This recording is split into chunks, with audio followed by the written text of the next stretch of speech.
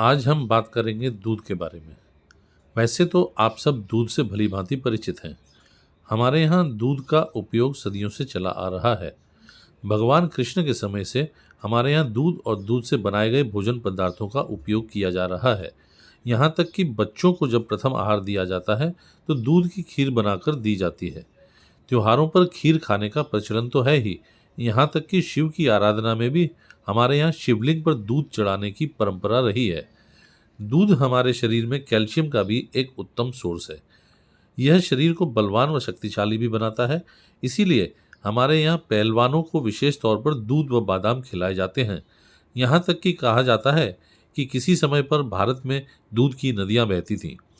किंतु आजकल देखा यह जा रहा है कि कुछ ताकतें दूध का दुष्प्रचार कर रही हैं। नतीजतन आज की यंग जनरेशन दूध या दूध से बनी चीज़ों का इस्तेमाल करने से कतरा रही हैं। किंतु हकीकत यह है कि दूध पचने में एकदम हल्का व ताकतवर होता है। इससे पहले कि हम दूध के बारे में आगे बात करें, आपको यह समझना आवश्यक है कि हमारे शरीर में कुल 20 प्रकार के एमिनो एसिड होते हैं। इन 20 प्रकार के एमिनो एसिड्स में से 11 प्रकार के एमिनो एसिड्स हमारा शरीर आवश्यकता अनुसार खुद बना लेता है, किंतु बाकी के 9 आवश्यक एमिनो एसिड्स हमारा शरीर बनाने में असक्षम है, या साधारण भाषा में कहें तो ये 9 एमिनो एसिड्स हमारे शरीर के अंदर उत्पन्न नहीं हो सकते। अतः इन्हें भोजन द्वारा ही शरीर में पहुंचाया जा सकता है। ये एमिनो एसिड्स हमारे शरीर के लिए अत्यंत आवश्यक होते हैं, क्योंकि इनसे हमारी मांसपेशियां मजबूत होती हैं। साथ में इनसे शरीर के डैमेज सेल्स का रिपेयर भी होता है। इसी के साथ शरीर की इम्यूनिटी बढ़ाने में भी इन 9 एमिनो एसिड्स की आवश्यकता होती है।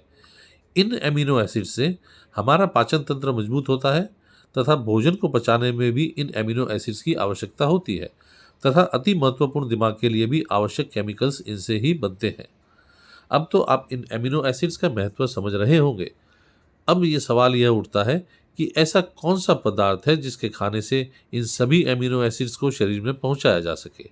आप जानकर हैरान होंगे कि ये 20 के 20 एमिनो एसिड्स केवल दूध में पाए जाते हैं।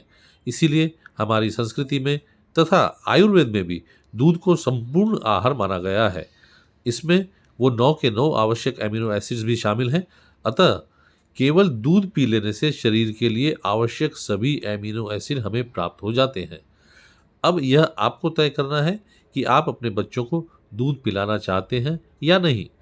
हाँ, यहाँ एक बात और बता देना चाहूँगा कि यह जो दूध है इसमें किसी प्रकार की मिलावट न हो। वैसे तो दूध सुपाच्य व हल्का होता है, इसलिए इसे किसी भी उम्र के लोग इस्तेमाल कर सकते हैं। किंतु किसी कारणवश यदि किसी को दूध पचाने में दिक्कत हो तो वो भैंस की जगह गाय के दूध का इस्तेमाल कर सकते हैं। और यदि किसी को गाय के दूध से भी पेट में भारीपन महसूस हो तो वो दूध में थोड़ा पानी मिलाकर, अथवा जिन्हें पानी मिला दूध पसंद ना हो, वो दूध को उबालते समय उसमें थोड़ा अदरक या सूखा अदरक का पाउडर, जिसे सूंठ भी कहा जाता है, या सौंफ अथवा इलायची डालकर भी पी सकते हैं।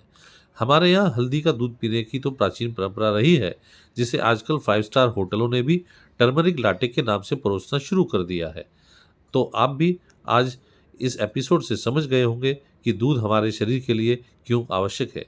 इसी तरह आगे आने वाले एपिसोड्स में हम आपको नई नई जानकारी देते रहेंगे, जिससे आप अपने जीवन को और बेहतर बना सकें।